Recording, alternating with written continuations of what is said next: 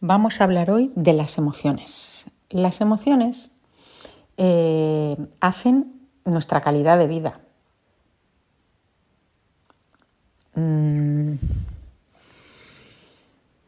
Las emociones hacen que podamos vivir mejor o peor. Las emociones y el nivel de conciencia. Las emociones como energía y cómo a través de esta comprensión podemos crecer. ¿Para qué sirven las emociones? ¿Cómo se forman y cómo las podemos modificar? A ver, las emociones sirven para adaptarnos en el momento presente. Percibo algo, eso me llega a un pensamiento, ese pensamiento genera una emoción para pasar a la acción necesaria en esa vivencia que estoy teniendo en el presente. Así todo funcionaría correctamente.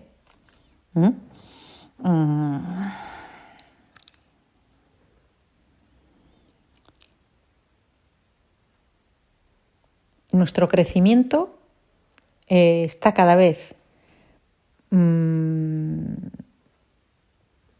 más cerca cuando estoy en el presente. El crecimiento de las personas, el crecimiento en conciencia y el estar en el adulto está unido a estar en el presente. Lo que nos está exigiendo ahora mismo la vida es estar en el adulto y estar presente en el presente. Necesitamos las emociones para prepararnos el cuerpo con una química, ese pensamiento provoca una química, para una acción determinada. No necesito pensar cuál porque es instintivo, el cuerpo reacciona. De nuevo repito, lo primero es la percepción. Se percibe por la vista, por los sentidos, el cuerpo. Es lo que pasa fuera de mí. Lo percibo con mi filtro límbico. Y ese filtro está en el cerebro, pasa muy rápido y lo que dice es si lo que estoy percibiendo, lo primero es si es peligroso o no. Y hago como una autoevaluación. Lo primero, si es peligroso, digo, hay 3 opciones. ¿Puedo con ese peligro? Segunda opción es, no, necesito huir. Y la tercera, digo, es demasiado para mí. En la primera lo puedo solucionar, en la segunda me largo corriendo y la tercera es como los animalitos cuando se hacen los muertos porque así el enemigo pues casi que abandona, no vaya a ser que esté muerto de verdad y podrido, ¿no? Cuando puedo con él, eso en el caso de que es peligroso, acordémonos, pues se produce una química para que me pueda enfadar yo y pueda atacar, contraatacar, defenderme. Con lo cual necesito adrenalina y cortisol. Necesito gestionar el miedo y la agresividad. En unos segundos tengo que tener una respuesta agresiva para defenderme y ya mirar al enemigo por igual, ¿no? Le pego una torta, me ha empujado, yo le pego una torta. Ya está. Eso no es venganza, eso es autodefensa y eso es instintivo. Lo que pasa que la moral y algunas ideas nos hacen alejarnos del presente con nuestras respuestas. En la segunda opción, es la de necesitar huir, pues se provoca una descarga en mis músculos y es una descarga química que permite que yo pueda huir. La huida es la acción adaptada, la emoción sería el pánico. Necesito tener esa fuerza en la musculatura para empezar a correr. Y en la tercera me paralizo, en la que es demasiado para mí, me voy a paralizar. Hay una gran cantidad de energía que se pone a retenerme. Lleva mucha energía a paralizarse. En las terapias de trauma, por ejemplo, después de Vietnam, se vieron muchos síndromes traumáticos que hicieron aflorar muchas técnicas de sanación de trauma para lo que queda energéticamente, para vaciar la energía que queda por ejemplo, en esto de la parálisis o cuando tenemos que huir, ¿no? Todo lo que se queda en nuestro cuerpo atascado. Bueno, y la otra opción es cuando el cerebro, después de percibir lo que pasa afuera, dice no hay peligro, no hay peligro. La información es de seguridad y la química hará que yo me adapte. La información, pues, por ejemplo, ha fallecido alguien, ¿no? Me entero por la información, es que ha fallecido alguien y entonces voy a sentir una emoción de devastación, por ejemplo, que me permite hacer la despedida de esta persona. Una gran tristeza, bueno, me permite poder entregarme a la despedida de ese ser querido que ha fallecido. De eso se trata, ¿no? De entregarme. Antes decían que el duelo duraba 2 años o año y medio. Bueno, ya estudios recientes y gente que ha profundizado en ello, se ve que el duelo dura muy poco. Lo que pasa es que es necesario entregarse. Y lo que suele pasar es que nos enganchamos a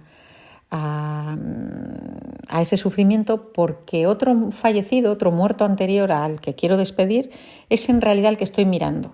Esto se ve en constelaciones. Entonces, cuando ponemos conciencia, por ejemplo, nos ponemos nosotros y ponemos al muerto que quiero despedir, al familiar, por decir, al pariente, al amigo y a otro muerto que no sé. Y entonces la persona se ve que mira a este otro. En cuanto la persona puede despedir al fallecido anterior, que es inconsciente mi relación con él, puedo entregarme a esa despedida con la persona que toca ahora en el momento presente. Por eso nos hacen los duelos, porque no alcanzo a despedirme de esa persona porque hay alguien a quien yo miro de manera que se ha puesto entre medio. Bueno, más cosas. Las emociones pueden ser... La base pueden ser 5, ¿no? El amor, la alegría, la tristeza o la pena, la ira o la rabia y el miedo. Pero los terapeutas energéticos, ya con su afinando, ¿no? Con los detalles, han dado con que hay 4.000 emociones primarias. Hay matices de estas 5 emociones básicas y además las localizan en distintos lugares del cuerpo cuando no han sido vividas, cuando no han podido ser expresadas. El lugar del cuerpo y la frecuencia de ese malestar y esa emoción pues ya se han localizado.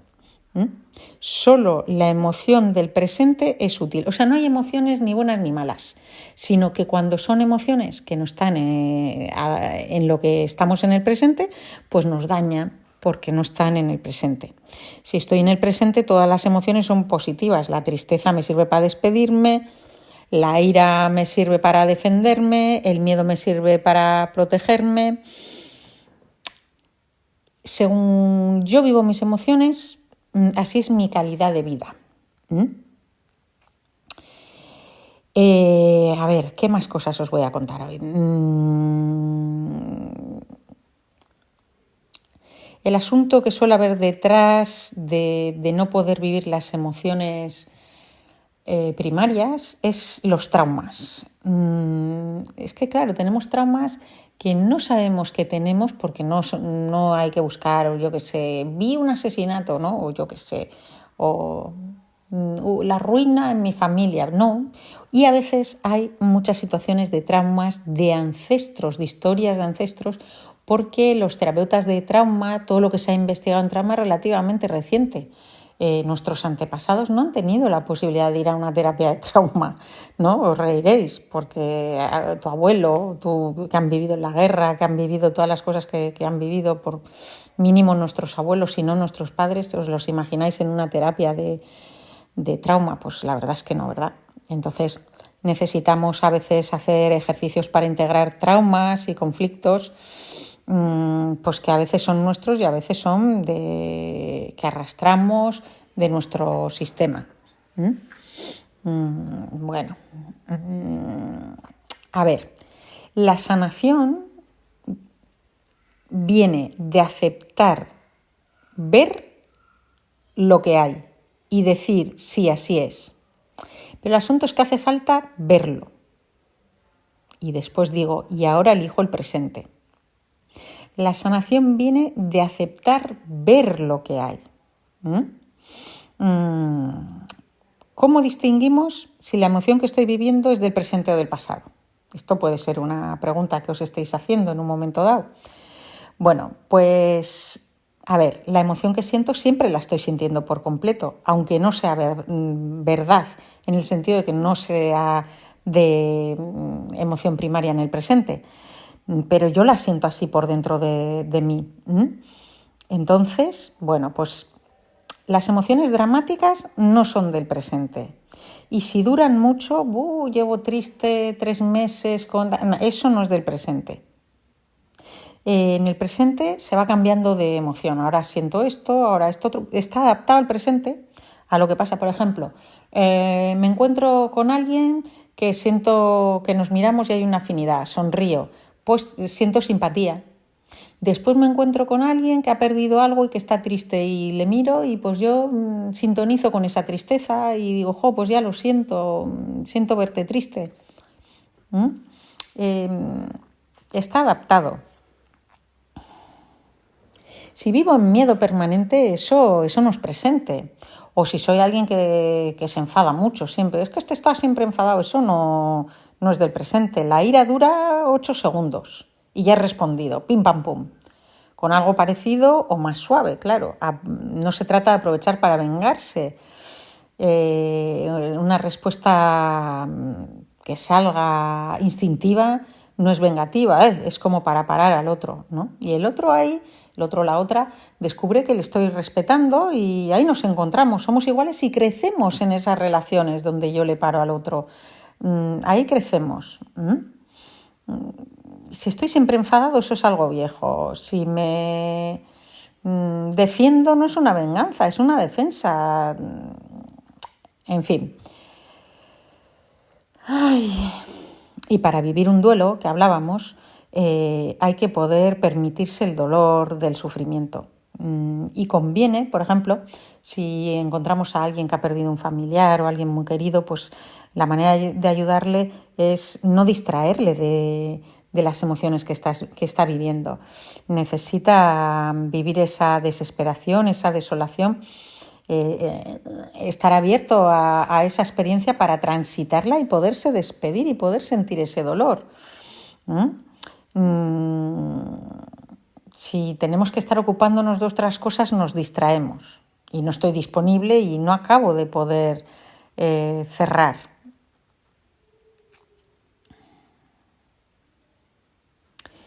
La alegría y el amor en el presente están, por ejemplo, vinculadas a una situación. Si sonrío independientemente de lo que hay, pues es algo destructivo que me aleja del presente y me impide adaptarme. Esto pasa a veces en mujeres, ¿no? Cuando no se atreven a defenderse, a enfadarse, a llorar, pues estas mujeres no pueden tener mucha calidad de vida. Hay una cosa que lo llaman el elástico, que son emociones desproporcionadas en el presente. Esa desproporción nos habla de un trauma. La persona en su momento, ya sabemos que en su momento sí, casi siempre, por no decir siempre es la infancia, no se pudo permitir vivir una emoción. No la vivió por miedo a que le desbordara,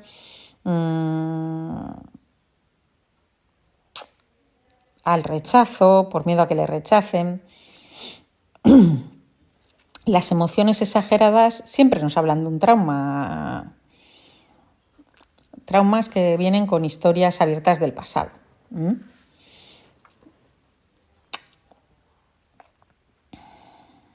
Hay una terapia que nos habla de los puntos en los diferentes sitios del cuerpo y al tocarlos parece que se evacúa la retención energética. Es como la homeopatía, es como la acupuntura pero con el dedo.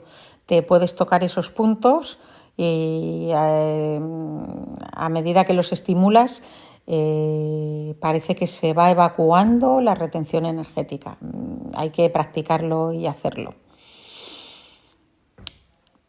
¿Con qué nos encontramos? Pues todo esto lo que dice es que la buena educación y la moral pues nos han impedido reaccionar espontáneamente. A día de hoy nos toca aprender a vivir en el presente, en la realidad. Esto es un trabajo que requiere disciplina, es un trabajo duro, porque todos tenemos traumas que se van transmitiendo de generación a generación. Y como hemos dicho antes, pues la mayoría de nuestros antepasados no ha podido trabajar en ninguna terapia del trauma y eso queda ahí. Y eso es algo que se necesita poner cartas en el asunto. En esa percepción, ya para ir cerrando la charla, diremos que hay 3 tipos de personas. Están las personas visuales, las personas auditivas y las personas kinestésicas. Las personas kinestésicas, las que sienten cosas en el cuerpo, son las que están en el sentido de percibir más en el presente.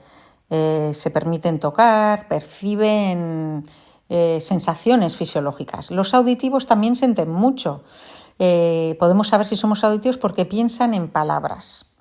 Y luego están los visuales, que son los que menos sienten. Piensan en imágenes.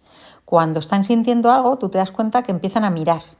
Miran a un lado, miran a otros, y en la medida en que miran, en que buscan algo con la mirada, dejan de sentir. Es una estrategia que han aprendido, probablemente en su casa, ya lo hacía otra persona, y han aprendido que mirando, poniéndose así con la mirada, pues la sensación disminuye, la percepción, esa percepción de sensación.